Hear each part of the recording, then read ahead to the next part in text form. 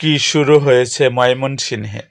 ভাইয়ের হাতে ভাই খুন, ছেলের হাতে বাবা মা খুন, হোটেলে আটকে রেখে কিশোরী ধর্ষণ, মর্গে মৃত তরুণীর মরদেহ দর্শন, প্রতিবন্ধী রিকশা চালককে গলা কেটে খুন করে রিকশা ছিনতাই, পরিবারের সাথে অভিমান করে আত্মহত্যা, প্রেমিককে ডেকে নিয়ে লিঙ্গ কেটে হত্যা, রাস্তার পাশে নবজাতকের মরদেহ উদ্ধার।